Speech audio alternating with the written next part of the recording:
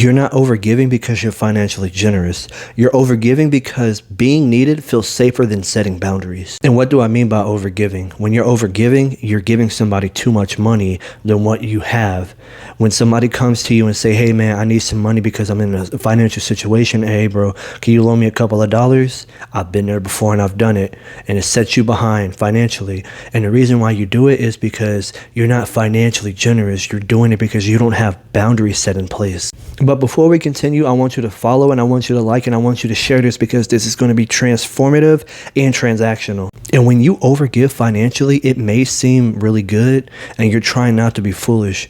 You're trying to preserve your belonging. You're trying to reduce your guilt and you're trying to protect that role that you've learned to play in the relationships that you're in. If you grew up feeling like that love had to be earned through helping, sacrificing, or fixing rather than financial overgiving, can feel emotionally normal.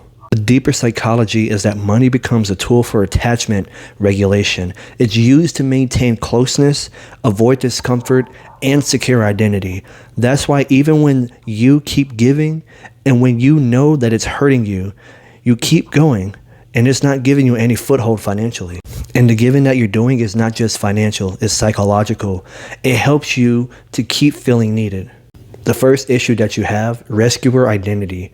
You're using money, gifts to help people, and financial rescue as a way to be connected to others and to stay connected to them.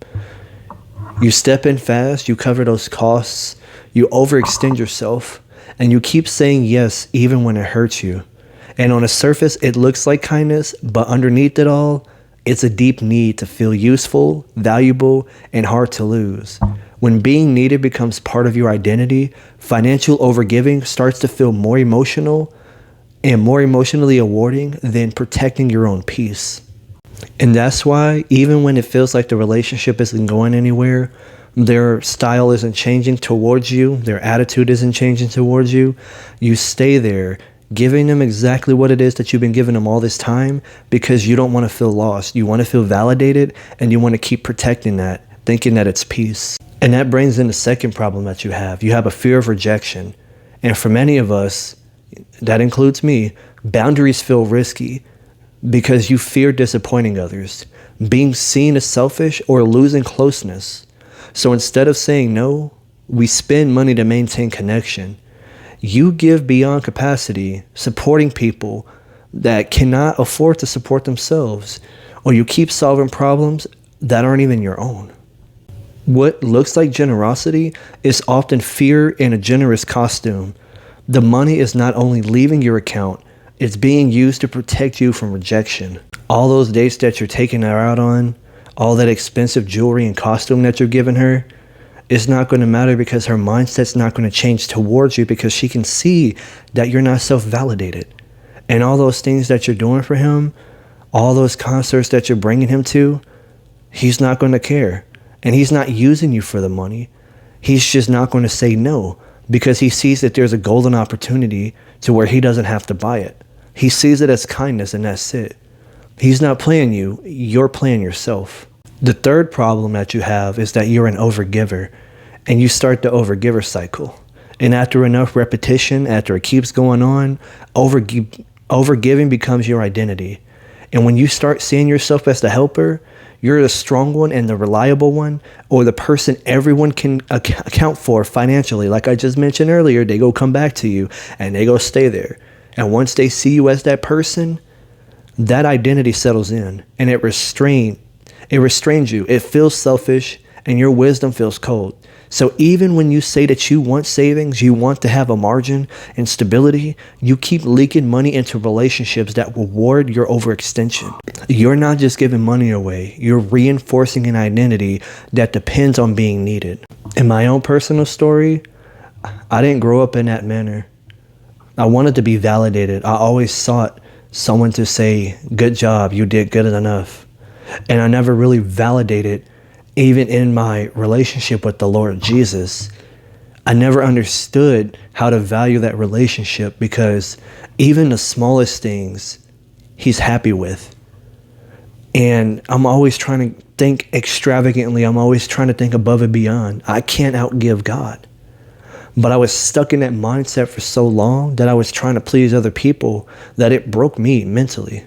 And it reminds me of Luke 15 when the prodigal son took what was his, wasted it, and ended up empty. But the deeper lesson is not just about the reckless use. It's about mismanaging what you should have stewarded properly. Today, the same principles show up when we drain ourselves financially trying to maintain relationships, prove loyalty, or keep our place in someone's life. And the issue is not only that the resources are being spent, it's that stewardship is being replaced by emotion. Just because you have something to give does not mean wisdom told you to release it that way. We know wisdom speaks to us. Like it says in the book of Proverbs, I scream out to the streets. I call to the simple. And when giving is driven by fear, stewardship gets sacrificed to attachment. And here's the truth, that generosity without wisdom becomes leakage, not stewardship. Proverbs 4:23 says, guard your heart with all diligence, for from it flows the springs of life. That includes guarding your resources, your motives, and your patterns. Well, rather your cycles.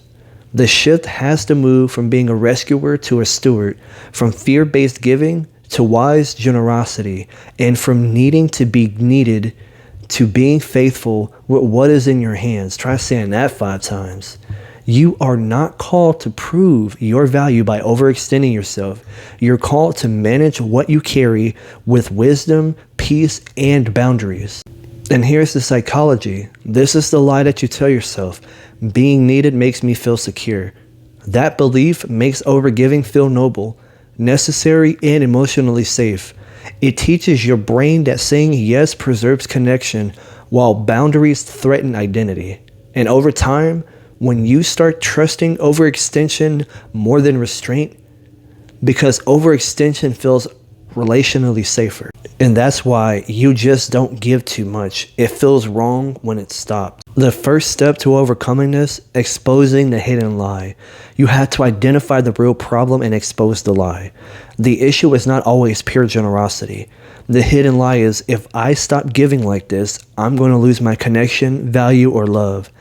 And once you name that belief, you stop calling every unhealthy pattern kindness. You begin separating true generosity from emotional protection. Giving is healthy when it comes from freedom, not fear. And I had to change this too, because I felt like friendships and relationships that I had wouldn't be sustained as if somebody asked me for something and I didn't give them the money. And I learned that even the rich, they don't give their money to people, even their friends. They don't give money to people who they don't see valuable that's going to transform them. And they know that money is going to be a catalyst to make them do even worse things, because we know money as a tool, as an accelerator. Whatever you're going to do with that money is going to accelerate. So the best thing I did is I stopped giving my money to those who would use that money for bad in an accelerated form. The second solution to fixing this is understanding the rescuer cycle. You have to understand this specific cycle. When someone has a need, you have pressure to step in. You feel that pressure to step in, and helping creates temporary relief and emotional reward for you. And that reward reinforces your belief that overgiving keeps you connected or important. That cycle repeats because it works in short term. It reduces guilt, prevents conflict, and keeps your role intact. But over time, what feels emotionally manageable becomes financially drained. And once you see that, you stop treating overgiving like virtue alone and start seeing it with the validation loop inside of it. You see it for what it is. And a third step to overcome this is by creating a system that protects generosity with wisdom. And you have to decide ahead of time what you can give, when you can give, and who you can give to, and what counts as overextension. You have to create a giving category in your budget so generosity has structure. You have to practice slow responses instead of instant yes. Use one simple question before helping. Can I do this without resentment, pressure, or self-harm? The system helps you move from guilt-driven giving to values-based generosity. That is how you identify your identity, and your identity starts shifting from rescuer to steward. And once you stop giving, you're going to really see who's there for you.